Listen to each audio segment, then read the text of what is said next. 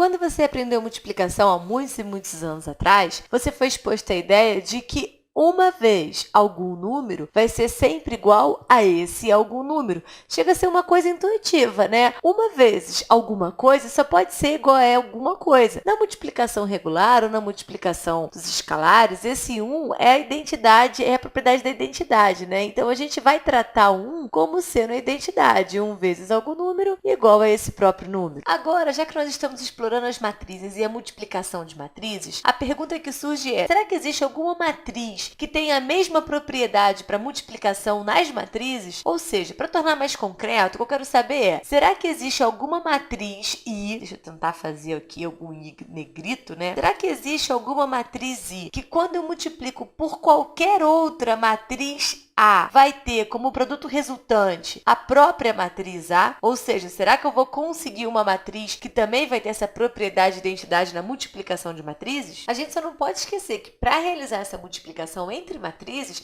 a gente tem que seguir a convenção da multiplicação de matrizes, que é diferente da de escalares, né? Agora, vamos sair do abstrato e para o concreto. Vamos imaginar, vamos pegar como exemplo, né? Não só imaginar, como pegar como exemplo uma matriz A com dimensões 3 por 3. Então, eu tenho uma matriz A, onde os elementos dessa matriz serão 1, 2, 3, 4, 5, 6, o 7, 8 e 9. E agora eu proponho que você pause esse vídeo e pense de que maneira você pode encontrar uma matriz identidade, que a gente está chamando de uma matriz I, que quando você multiplique por uma matriz A, você tenha como resultado a própria matriz A. Como será que você pode multiplicar? De que maneira que você pode fazer isso? Qual será a ordem? Pause esse vídeo, tenta fazer sozinho. Bom, supondo que você tenha tentado, vamos agora pensar no exercício. O que eu vou fazer primeiro aqui é copiar e colar rapidamente essa matriz aqui.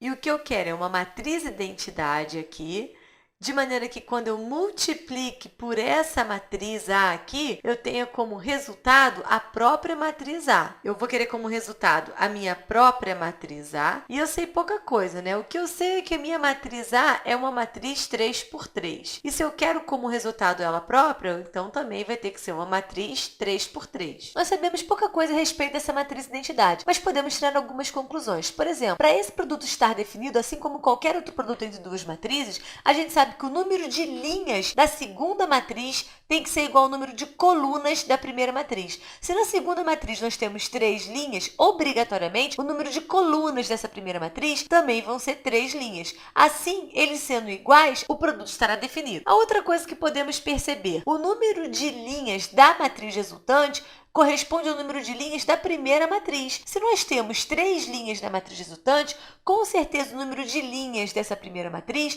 também vai ser 3. Assim como a gente sabe que o número de colunas da matriz resultante corresponde ao número de colunas da segunda matriz. Observe que a segunda matriz tem 3 colunas e a matriz resultante também tem 3 colunas. E dessa maneira, nós conseguimos perceber que a matriz identidade vai ser uma matriz 3 por 3. Então, nós temos o produto de duas matrizes definidas, o número de linhas da primeira matriz igual ao número de linhas da matriz resultante, o número de colunas da segunda matriz igual ao número de colunas dessa matriz resultante. A nossa matriz de identidade, então, vai ser uma matriz 3 por 3. O que mais nós sabemos? Nós sabemos que o resultado dessa matriz aqui, o produto dela, tem que ser 1, 2, 3, 4, 5, 6, 7, 8, 9. Vamos pensar sobre isso. Bem, a gente sabe que essa primeira entrada aqui é o resultado da multiplicação desta primeira linha aqui por esta primeira coluna. Ou seja, eu preciso multiplicar um número por 1, depois multiplicar um número por 4, depois multiplicar um número por 7, em que a soma de tudo isso seja 1. Você talvez fale de maneira ingênua: ah, é bem simples. Se a gente multiplicar o 1 por 1, depois multiplicar o 4, 7 por 0. Vamos tentar. Se eu coloco 1, 0 e 0. Bom, 1 vezes 1 dá 1, mais 0 vezes 4 dá 0, mais 0 vezes 7 dá 0. E o resultado disso aqui dá 1. Realmente, olha o que eu fiz para achar essa entrada. Eu fiz 1 vezes 1 mais 0 vezes 4 mais 0 vezes 7. Depois de eu multiplicar tudo, o resultado disso vai dar 1. Para a primeira entrada, então, funcionou muito bem os números nessa linha. Vamos ver agora o que acontece para a segunda entrada. A segunda entrada é a multiplicação da primeira linha com essa segunda coluna aqui. E se multiplicarmos, nós teremos 1 vezes 2, que dá 2, 0 vezes 5 dá 0, 0 vezes 8 dá 0, a soma de tudo vai continuar dando 2, ou seja, funcionou. Assim como para essa terceira coluna aqui também. 1 vezes 3, 3. 0 vezes 6, 0. 0 vezes 9, 0. E o resultado final também vai dar 3. Ou seja, para a primeira linha, funcionou muito bem. E o que podemos saber a respeito dessa segunda linha aqui? Se a gente pensar um pouco, a gente vai perceber que essa segunda linha determina todas essas entradas aqui na segunda linha da matriz resultante. Por exemplo, se eu pegar nessa entrada aqui, o número 4, ela vai vir da multiplicação dessa segunda linha aqui com esta primeira coluna aqui, olha, bem essa coluna aqui. Para nós termos como resultado 4, a gente sabe que os números terão que ser 0, 1 e 0. Observa, 0 vezes 1, 0, mais 1 vezes 4, 4, mais 0 vezes 7, 0. O resultado final disso aqui vai dar 4. Se a gente verificar, esse resultado também vai dar certo para essa entrada aqui, olha lá. Vamos multiplicar essa linha por essa coluna, 2 vezes 0, 0, mais 1 vezes 5, 5, mais 0 vezes 8, 0. O resultado final disso aqui vai dar 5, assim como também vai dar certo para essa entrada aqui. Agora vamos analisar a nossa última linha, como vamos obtê-la? Bom, a gente sabe que a multiplicação dessa linha por essas colunas, nós vamos ter essas três entradas aqui.